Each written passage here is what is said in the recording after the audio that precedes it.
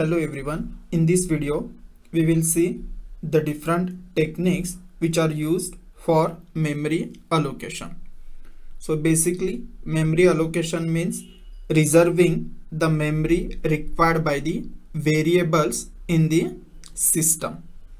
There are two different techniques which are used for allocating memory for the variables. The first one is static memory allocation. So what is static memory allocation? If memory space to be allocated for various variables is decided during compilation time itself, then the memory space cannot be expanded or cannot be reduced. That means here variable size is decided at the compilation time, and once we decide the size of variable, we cannot change the size of that variable later on. It will remain fixed throughout the program. Means we cannot increase or decrease the size of variable. But remember that we are just deciding the memory required by the variable at the time of compilation. Actual allocation of memory will be done just before the program execution begins. So this is the example of static memory allocation. So here we have declared one integer variable a, which is an array of size 10, which starts from a of 0 to a of 9. So this declaration is a static allocation because once you declare the size, that size will remain fixed. Means even if you are using only 3 spaces out of 10 spaces reserved, you are wasting the remaining 7 slots. And similarly, suppose if you want to insert more than 10 elements in that array, then also it is not possible. So basically the size of variable is fixed.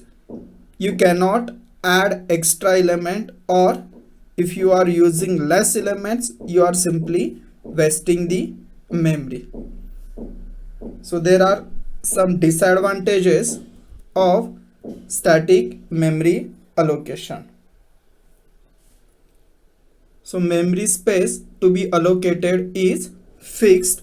So memory space cannot be altered during execution time. Wastage of memory if more memory space is allocated.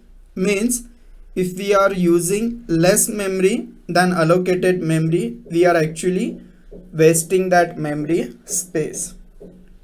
Next one, leads to overflow if less memory space is allocated. Means if we want to more memory space, it is not allowed. So basically static memory allocation has certain limitations and useful only when the data required is fixed and known before processing. So all the above disadvantages can be overcome using the second type, that is dynamic memory allocation. If there is an unpredictable storage requirement, then static allocation technique is not used.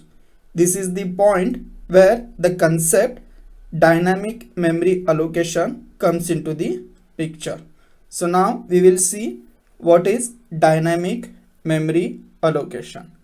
So dynamic memory allocation is the process of allocating memory space during execution time, that is at run time.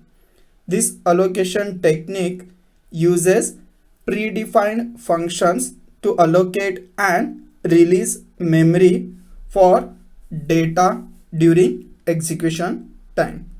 So if there is an unpredictable storage requirement, then dynamic memory allocation technique is used.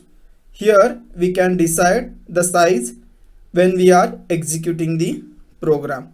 So we can increase or decrease the size of variable. So when we require extra memory space, then we can add extra space, and suppose if we want to delete the space which we don't need, we can delete that space also.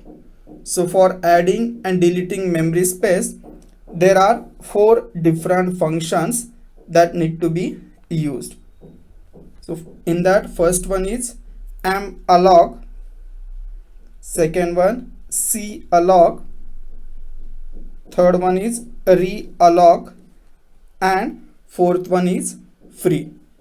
So all these functions we will see in detail in upcoming sessions.